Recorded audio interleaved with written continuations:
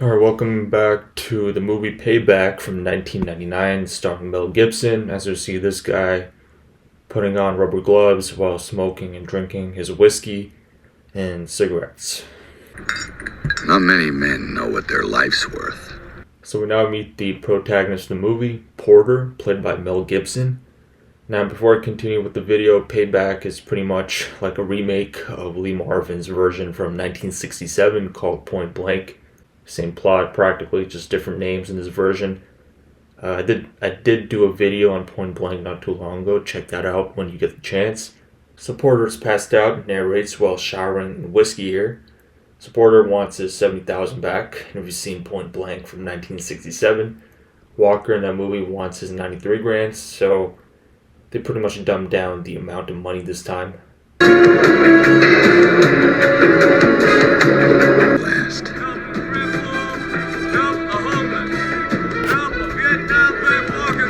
So instead of Los Angeles, we are now in New York, as Porter's just walking around clueless. Thank you, sir. Hey, what the fuck you doing? Get the fuck out! Oh. Shut up. Son of... Hey, my cigarettes! Oh, sorry, son. And even takes the waitress's cigarettes. And yeah, even bumps into this guy to take his wallet, and even uses the civilian's ID to make it his own to withdraw some cash to buy a new suit. And even buys 3 watches to go to a pawn shop to get a gun, and now on to dinner.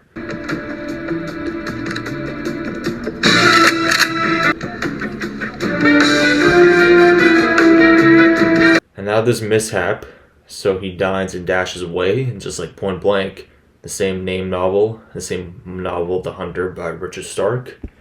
Now Porter's at his house waiting patiently and directed by Brian Helgeland, and sees this girl walking here and follows her to her apartment. And breaks in right away, and her name is Lynn, Porter's wife again, just like Walker and his wife from the 1967 version, and puts her in bed, and now even turns on the music box. Now takes a shower, and Lynn finds a syringe in Porter's shoe to kill herself, and now it's the next day as Porter walks to check on her again, just like Point Blank. So he just looks at her, and some more narration by Lynn as she talks about Val Resnick.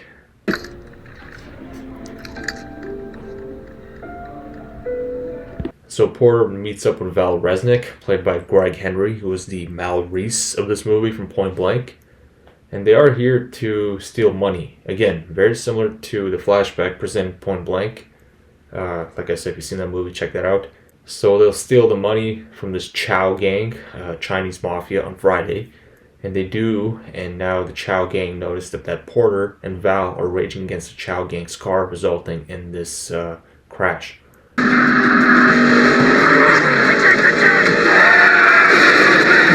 Now they take the money as Lynn comes to pick up Porter as his getaway car. Now Val to start moving, and they drive off only to find out that they've stolen a low amount of money, only leaving 60 grand behind. Always be grateful for what you get. Rule number 1, Val. So yeah, Val doesn't seem to be grateful for what he has. If he wants more, then he should plan another money grab. And now Val starts to feel selfish and has even brought out Lynn and shoots her own husband. Val bought out Lynn with money. Now Val shows a picture of Porter and Lynn together, since they're in this together to take all the money. And what's weird is that Lynn has not spoken at all yet, unlike Lynn from Point Blank in 1967. Knocking on Porter's door and opens it.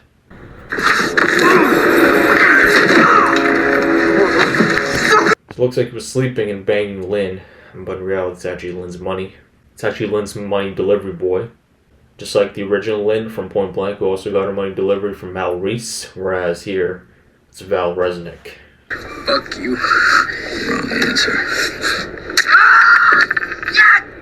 He even rips off his nose ring and now has a gun pointing at his head. And mentions that Arthur Stegman will tell him where Porter can find Val Resnick.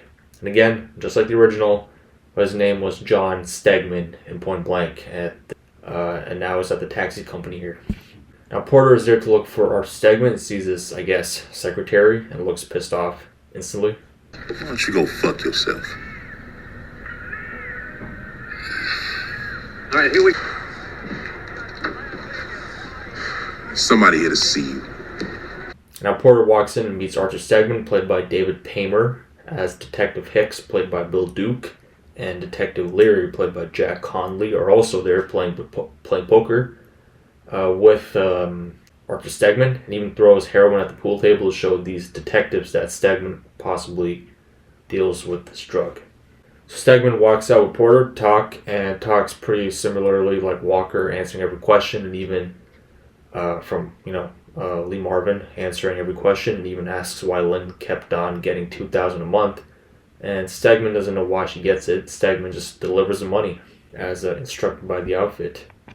So Stegman keeps on babbling that Val Resnick is involved with dangerous people, but Porter doesn't care since he just wants 70 grand back and just runs off.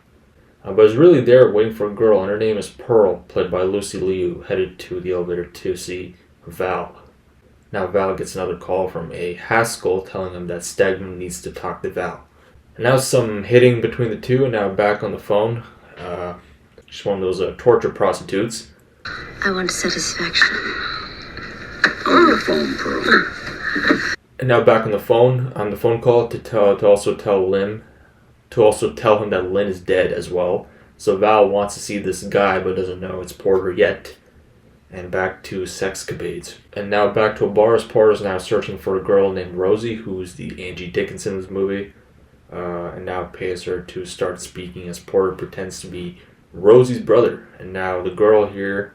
Yeah, you two look close. Your sister sounds expensive.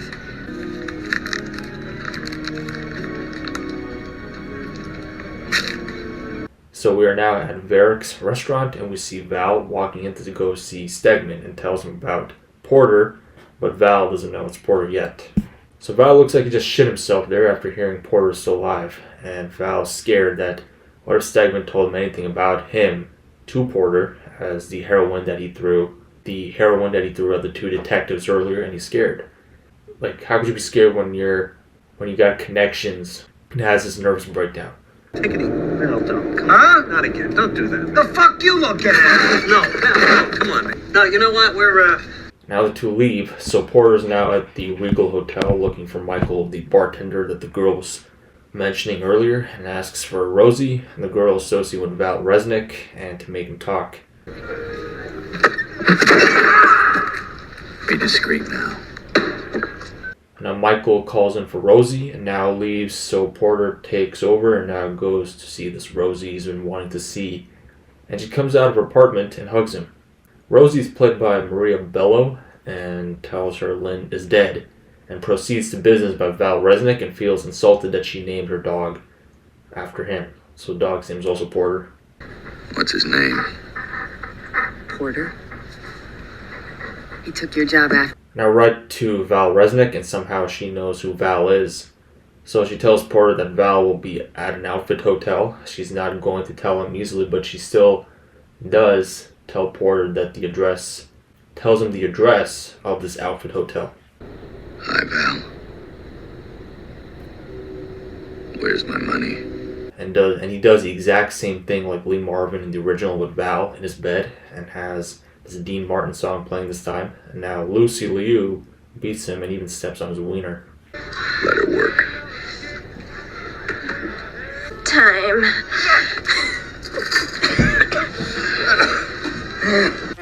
Ow! Ow! Ow!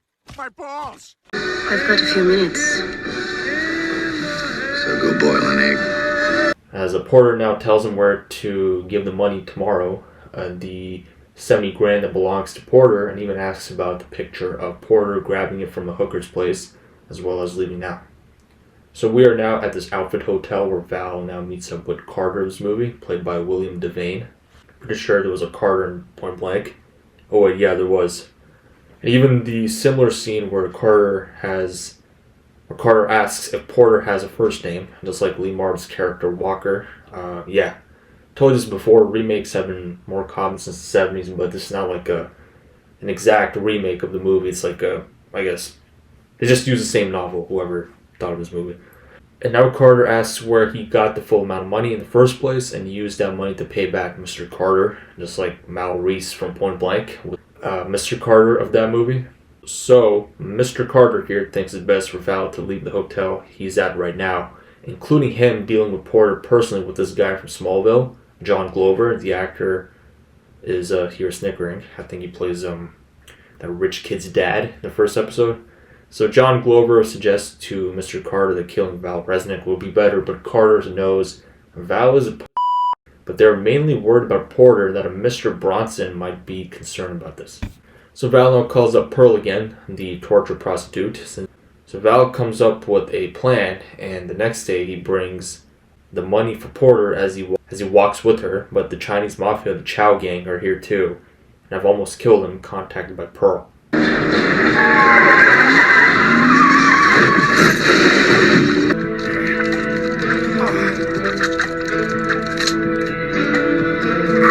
Almost had the Fight Club treatment there, but the two detectives have made it there on time. But you know, these two detectives not exactly helpful, and after taking that beating, Porter swipes one of the detectives' badges. Yeah, the two detectives are completely new, written in. I don't think there were any two detectives in the original, except that Fairfax poser. So Porter now goes back to Rosie's to have his beating wound cleaned up, as Val follows Porter, as Val sees floor number that Porter went to and sees that's Rosie, of course. So he's ready to leave after taking Val's shirt and now start kissing, almost into sex, and eventually stops since he's got work to do. Val, without knowing Porter leaving, he thinks Porter might still be inside Rosie's apartment as he whispers.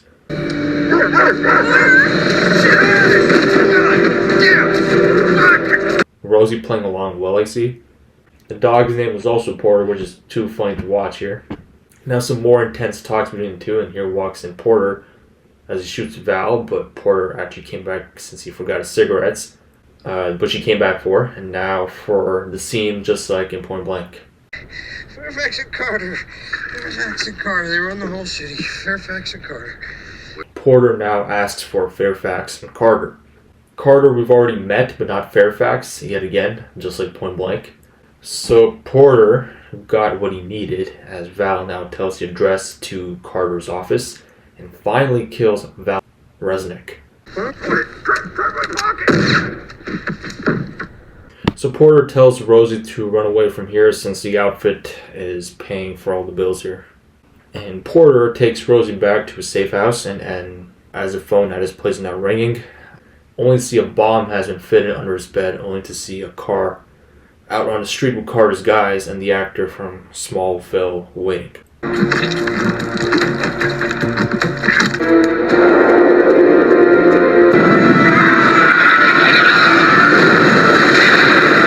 The next scene, we are at night and we see the same crooked detectives with Stegman at the back, and meets with the three and tells them to watch his gun so that he can get them their money, which is really Porter's money. So now does the whole Lee Marvin Point Blank routine to get to Carter and asks for the $70,000 back. And Carter tells Porter that Fairfax will most likely give him the money, maybe. But the next scene, we see this guy working out, and his name is Mr. Bronson, played by Chris Christopherson. So Carter calls in as Mr. Bronson gives his son a new car, since it's his birthday today. So just like Lee Marvin, Porter calls up the guy who could have the money and says no to it and shoots Carter, so Bronson just hangs up and will be running after Porter with the outfit on his back. My money, yes or no? No. Carter? So the detectives tell Porter to keep trying to get them their money, which is really Porter's money, and to not give up. So Porter goes back upstairs and places his empty gun near Val's body as he makes it look like a suicide, and including one of the detective's badge that he swiped from before. So, or make it look like an accused crime scene. So now Porter meets with Rosie again at the diner as the outfit is still after them. So they'll get rid of the outfit as they are now in the limo while Porter stares at her. Now at the boxing match that Mr. Bronson's son was mentioning earlier, and he's at there right now as Porter is already there has located Bronson's son as he spots the Happy Birthday Johnny sign as he now comes out. I'm your birthday present. Who is that? It's all part of the plan to kidnap Bronson's son, and his gullible ass and his friends believed it. So she handcuffs him, and Porter will probably get his money now, and this kidnapping part is completely new feature in the movie. And now we finally meet Fairfax himself, played by James Coburn. Pretty prominent actor, you've seen him in a lot of known movies. And has his bodyguards bring in the briefcases. So Porter wants Fairfax to call him Mr. Bronson for the money. So now Porter talks to Bronson. So Bronson pisses off Porter again with the wrong amount, since he just wants his $70,000, and that's it. He even mentions that Bronson's son never came back home last night, and leaves with Fairfax's bodyguards finally resting. All right. You two were fired. Alligator bags and shooting holes in my suit. Man, that's just mean. That's mean, man. Only 70,000? My suits are worth more than that. Next scene, the two detectives are on a stakeout. Stegman is also there with these internal affairs guys here telling them to get out of the car. Because, we remember the badge in the crime scene from before. Or the Val Resnick killing. And more cops have arrived to arrest these two after finding this detective's badge near Val's body. A very clever Porter. And even the gun as Stegman and his secretary spotted Porter again and have him come inside the taxi. And here comes Lucy Liu with the Chinese mafia present, the Chow gang, and kills Stegman and his secretary, since they're kind of part of the outfit. They're kind of against the outfit. Hubba, hubba, hubba.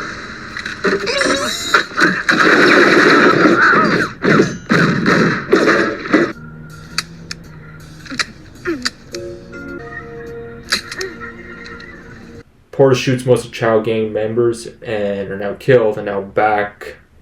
And the Alpha member punches Lucy Liu. And next scene, Fairfax is back in the picture with his guards, trying to make Porter talk, and wants him to talk before Bronson walks in so he doesn't have to get tortured. And here comes Bronson.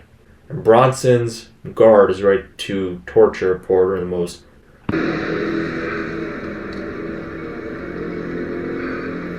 This little piggy went to the market.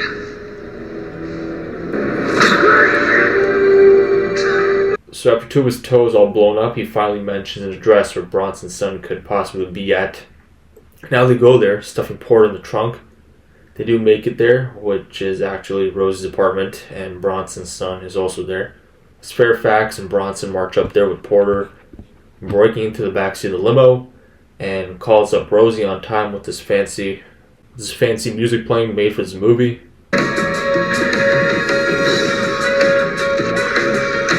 You were right not to trust me.